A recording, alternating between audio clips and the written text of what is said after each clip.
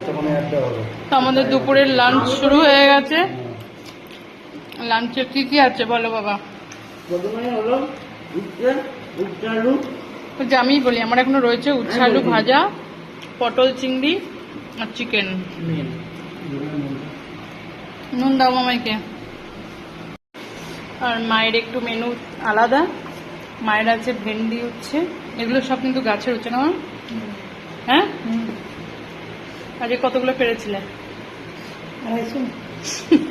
250। আর এটা হচ্ছে ভেন্ডি উচ্ছে, মায়ের পটল চিংড়ি আছে, আর মায়েরটা আছে এটা পেঁপে দিয়ে চিকেন।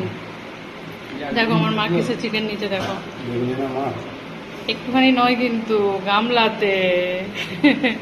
এই যে ভাইয়ের আছে পটল চিংড়ি চিকেন, আর হচ্ছে দেখি হাসিটা দেখি ভাই, হাতটা ছড়া, রিমোটটা নামা।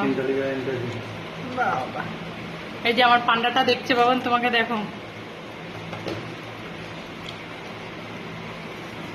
সবার কিন্তু একটা করে লেগ পিস আছে।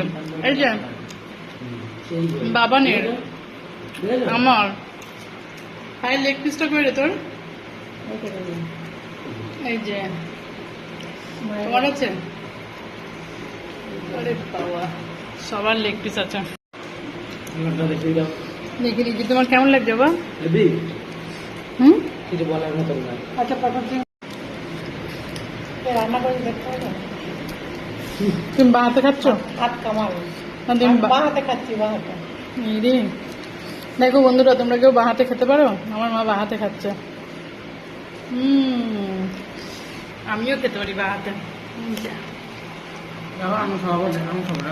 যেমন বাবা না বা হাতে খাচ্ছে।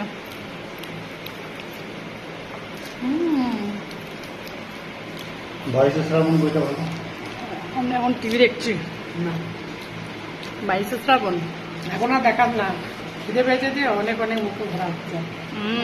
এখন আর রেস্টুরেন্টের মতন খাওয়ার সময় নেই, কেন কি এখন গোগ্রাসে চলছে, মানে খিদে পেয়েছে প্লাস তার মধ্যে হেভি মেনু, নাকি মা? সেই মেনু যে সেই খাওয়া হচ্ছে।